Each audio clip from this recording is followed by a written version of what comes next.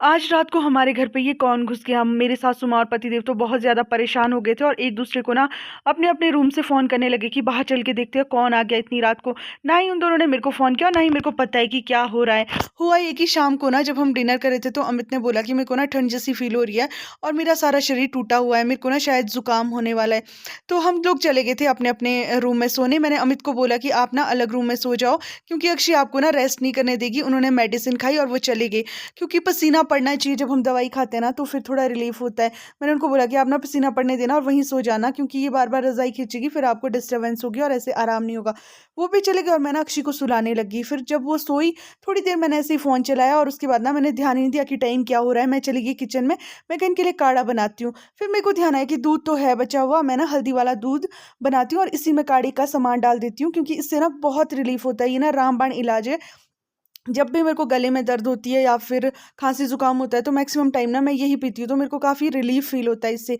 तो मैं ऊपर आ गई थी, मैंने यहाँ पे लौंग, इलायची, अदरक और दालचीनी ढूँढे और क्योंकि ना लाइट चली गई थी, जैसे मैं ऊपर आई लाइट चली गई। फिर मैंने सोचा पहले ना मैं बना देती हूँ, कहीं लाइट का वेट करूँगी, आई नहीं आई, तो मैंने ना फ्लैश लाइट ऑन कर दी और साथ में अपना काम भी किया।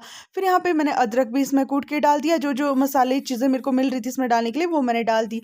और फिर ना मैंने इसको पहले लो फ्लेम पे रखा हुआ था, फिर मैंने इसको हाई कर रही थी। ऐसे ऐसे मिलाना पड़ता है काफ़ी देर तक ताकि इसमें हल्दी की स्मेल ना आए, तो ज़्यादा टाइम नहीं लगता, ये जल्दी बन जाता है। फिर मैंने ना ये बनाया और इन लोगों को ना जब मैं ये कूट रही थी इनको आवाज़ आ रही होगी नीचे की, ये ना हैरानी होगी कि लाइट चली गई और ये कौन आ गया, ऐसे तो कभी नहीं हुआ हमारे साथ। तो ये दोनों ना एक दूसरे को फ़ोन कर रहे हैं और बोलते हैं हमारे को ना अक्षय के रोने की आवाज़ नहीं आई, ना ही तुम्हारी बात करने की, क्योंकि हम दोनों जब तक सोते नहीं है माँ बेटी बातें करते रहते हैं। तो हमें लगा कि तुम सो गए हो, इसलिए मैंने मम्मी को फ़ोन कर दिया कि मम्मी ये क्या हुआ, चलो बाहर चल के देखते हैं। और मैं ना ऐसे सोची थी शुक्र है डंडे वगैरह लेके नहीं आए, मेरे को पड़ ही जाते आज अंधेरे में, पता नहीं चलता। फिर मैंने यहाँ पे सारी चीज़ों को छान कर गिलास में अलग कर दिया और मैंने नीचे भी गिरा दिया हमेशा की तरह। फिर मैं यहाँ साफ़ कर रही थी, जैसे ही मैंने ये साफ़ किया ना ये देखो लाइट भी एकदम से आ गई और मैं सोची थी ये क्या ही हो गया। अभी तक मेरे को कोई पता सता नहीं था कि नीचे क्या चल रहा है। जैसे ही मैं बाहर आई ना मेरे को थोड़ी फ़ोन पे बात करने की से आवाज़ आ रही थी कि हाँ क्या है, ऐसे मेरे को लगा कि अमित शायद किसी से बात कर रहे होगे फ़ोन पे, पूरा समझ नहीं आ रहा था कि वो क्या बातें कर रहे हैं। फिर मैं गई इनके रूम में और लाइट ऑन की, फिर ये बोलते यार पता बाहर ना आवाज़ आ रही थी, पता नहीं कौन है। मैं कहा आप किससे बात कर रहे इतनी रात को? बोलो मम्मी से, कोई आ गया था शायद। फिर मैंने इनको स्टोरी बताई कि वो मैं थी। किसके लिए? आपके लिए। क्यों?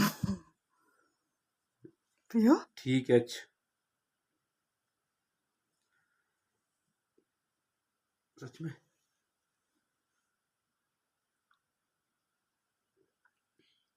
बढ़िया यार, बहुत बढ़िया बना है। क्या सूझी मतलब इतनी रात को मतलब मेरी बात समझ टाइम दिखाओ, क्या टाइम हो? 11 जितनी।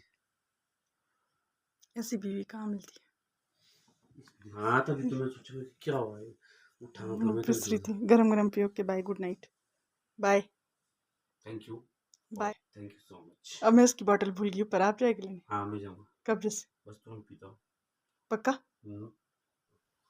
और अमित का ना रिएक्शन वैसे तो आपने देख लिया होगा, बट ये ना ऐसे हो गई थी एकदम से कि क्यों बनाया इतनी रात को और ये मेरे लिए बनाया है, कि मतलब ये क्या ही कर दिया तूने। हम तो डरे हुए थे कि क्या हो रहा है ये, और इधर कुछ और ही हो गया। और डरना ना ज़रूरी भी था क्योंकि इतनी रात को ना अगर ऐसे कोई आवाज़ आएगी तो सोचेगा इंसान कि क्या हो गया, क्योंकि हमारे इधर कभी ऐसा होता नहीं है।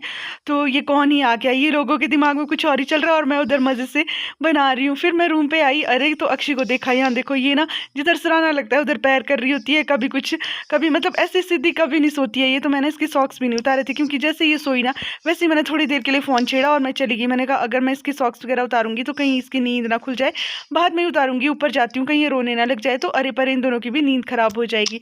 तो बस आज के लिए इतना ही, मिलती हूँ आपसे नेक्स्ट वीडियो में, बाय बाय।